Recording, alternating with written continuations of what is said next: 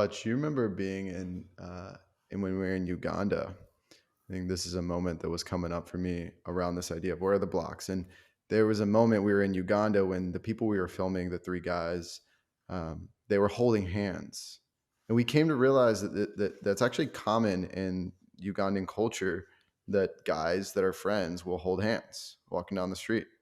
And I remember someone held your hand, Fletch, and I remember that was a weird experience. It was weird for me. It was because that this idea of physical touch with our male friends, I think, is something that doesn't really get talked about, but it is a weird block. And I think a lot of it seems to me is rooted in maybe this like fear of homosexuality or our own sexuality, or not wanting to address that or acknowledge that, or growing up in a culture, I know I did, in which that was not okay, and that there was nothing worse than realizing you were gay, and having to confront that.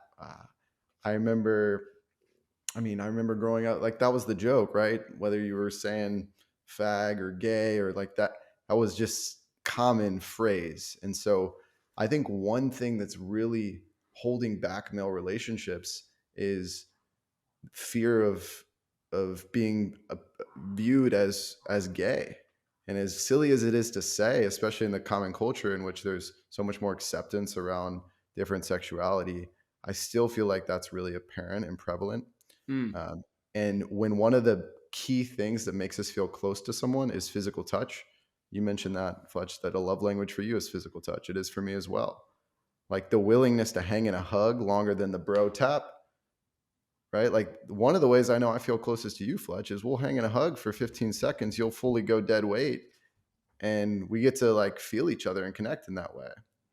But for some reason, that's a weird thing to talk about for guys. Dude, I was giving this guy a hug yesterday. I hadn't seen him in a couple of years. Dude, he gave me a walrus hug where like the arms stayed in, and I'm like, I can't. How do I go around this, dude?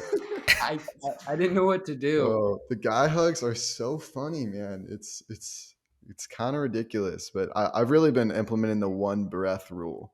Like at least you got to give me one breath. Just to really feel their energy and be Yes, in if you that. can't take one breath in the hug, you're not getting the benefits that Dr. Love talked about with the hugs, which is one of the guys we interviewed for Blue Marble Sky. He um, he really was big on the oxytocin that gets released when we Mm. hug.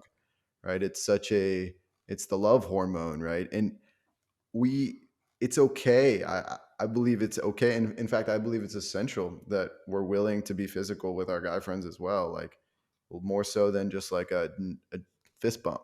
Like, can you give your guy friend a hug and that not be weird? Like that to me starts to show depth in a relationship.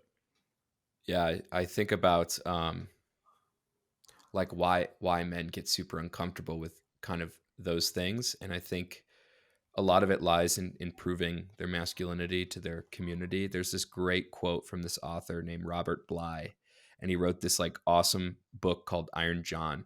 And in it, he has this quote that says, "Women can change the embryo to a boy, but only men can change the boy to a man."